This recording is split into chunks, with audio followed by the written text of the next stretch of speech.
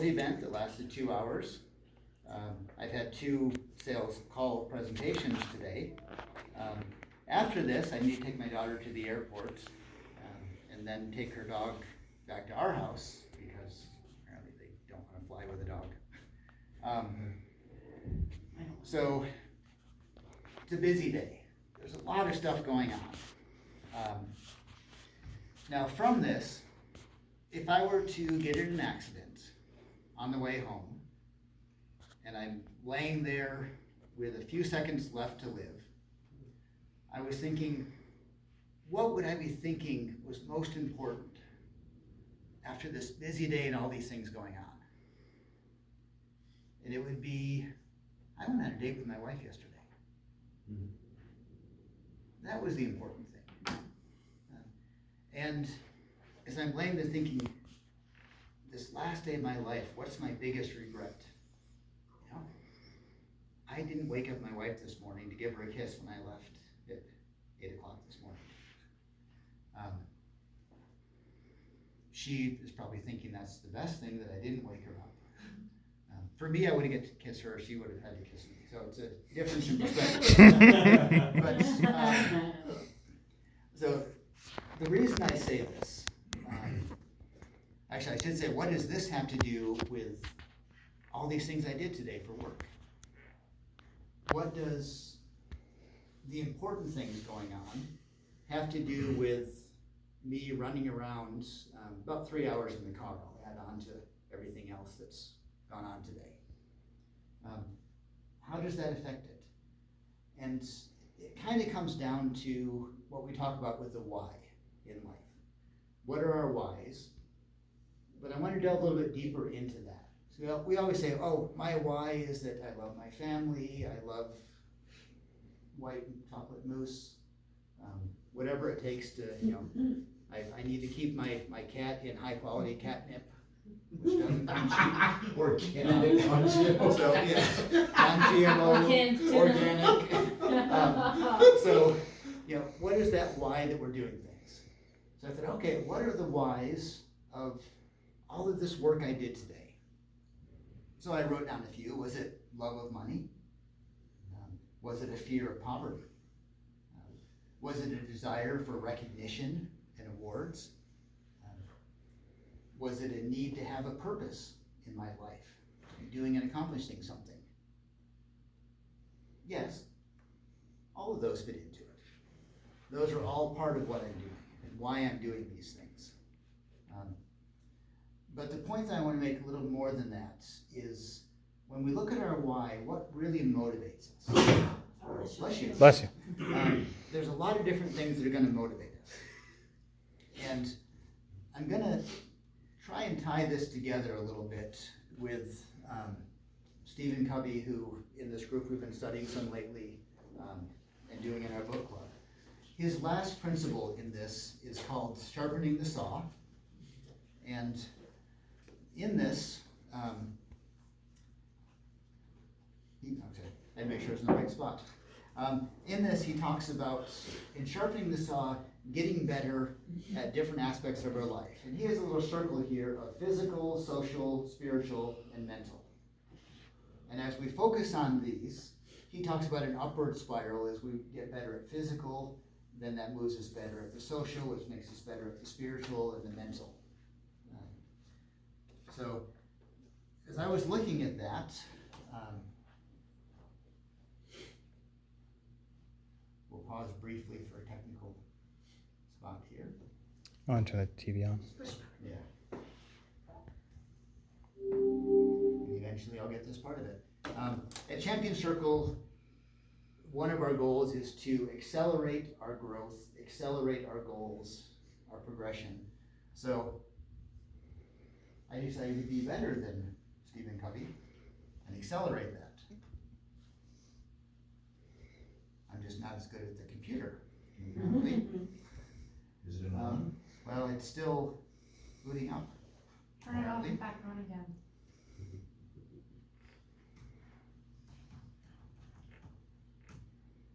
Oh, there you go. Okay.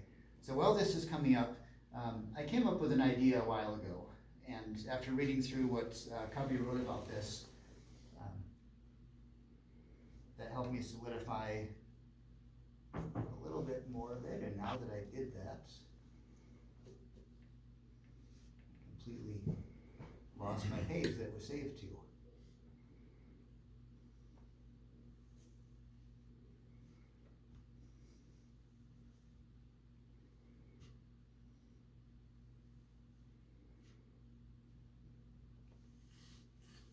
Okay.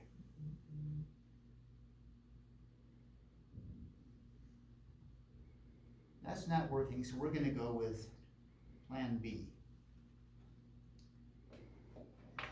If you can see this, what I've done is made a Venn diagram that overlaps these circles. Instead of a loop that goes around looking at the different aspects of physical, mental, emotional, and spiritual, I realize that as we're doing things, all of these pieces overlap. Now, if we focus solely on one thing and say, I want to focus on the mental side of myself and improve myself mentally. So I'm going to spend the next 12 years in college. That's great, but that's not going to help me socially, because once you're that old in college, you have no more social life. It's not going to help me emotionally, because I'm stuck in one area. If I want to be extremely spiritual, I can go live in a cave somewhere and do nothing but study ancient scriptures. And I can become super spiritual, fasting and praying and reading all the time. It's not going to help me emotionally. It's not going to help me socially. It's not going to help me physically. So as I look at these circles as they overlap, I realize that the area that I need to focus on is in the center of that. Where do those four circles overlap? That's the core area to focus. Now, when I say focus, there's a lot of different ways to look at that, and I'm going to tie that back to the motivation. As we take actions, I just mentioned that my motivation for my work today was I like money. I like what money can do. I like recognition for achieving things. I like to help people out. I like to learn new things. 2 hours of that was in a training meeting I was in. So I like all of these things. But can I take that motivation and say, well, how does what I'm doing affect all of these?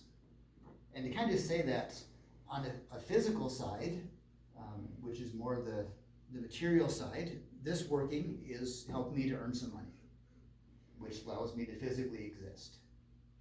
On the mental side, I'm learning things. Through my trainings, through my conversations with people, through the interactions, I'm learning things. Emotionally, again, I'm interacting with people, I'm feeling a sense of self-worth, I'm feeling a sense of purpose and direction in things. On the spiritual side, the job that I have helps people out. It provides a benefit for people, and when I go into those situations, I'm thinking, how can I help someone? No matter what we're doing in life, we have different things that are motivating us, different things that are pushing us in a direction. If we allow ourselves to just be pushed and say, well, I do that job because I got to pay the bills and that's it, you're motivated by the fear of poverty. It's a very strong motivator. Fear is the strongest motivator there is out there. It's the least effective, but it's the strongest. When someone puts a gun to your head, you will overcome every other fear you have in life because of that fear. Any other question you have. But if you take that same idea and say, you know what, I'm going to pick on Leanna. Say, you know what, I sit there and make appointments for doctors because I have to pay the bills and I need to eat and that's why I do it. Or I've got people who are sick, who are scared, who are worried about what's happening in their life.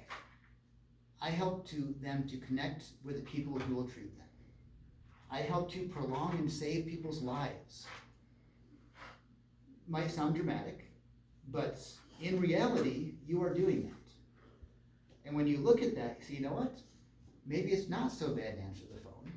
I know I did want to go to the bathroom, but I can take one more call because this person might have an issue that the doctor is going to help prevent that, and I'm able to connect them. So kind of my wrapping up point at this, as we're looking at sharpening the saw, motivating ourselves, moving forward with our lives, look at what the deep motivations in our life are. How is what we're doing tie into these needs we have, specifically here, physical, mental, spiritual, and emotional? As we do that, we may be doing the same actions we took the day before, but the way we feel about those actions changes dramatically. There's an old story that many of you have probably heard of 3 stonecutters who were on the side of the road, each cutting stones. And a man walked by the first stonecutter who was just kind of sweating, miserable, cutting the stone. And he said, well, what are you doing? He said, I'm cutting stones. I'm earning money so I can eat. The second guy was just kind of going along cutting, seemed to be kind of enjoying himself. He said, well, what are you doing? He says, well, I'm helping to beautify the city and build this building here, and I'm providing for my family and giving them a better life. He said, okay. He went to the third stonecutter, who was whistling while he worked, Disney reference, and just enjoying himself and smiling and happy. He said, well, what are you doing? He says, I'm building a temple to my God. They're all doing exactly the same thing. They're all getting paid exactly the same thing. But how they feel about it, how they realize the motivation behind that, makes a huge difference in their happiness, their productivity, their quality of life. So I'll just close with that, look at the motivations in your life, look at why you're doing things, and work on that mindset change to how you're benefiting by doing the task that you are. Even if it's me picking up a phone, and I hate making cold calls, but when I pick up that phone, I may change somebody's life because of what I'm doing. So with that, thank you. Power clap for Ian.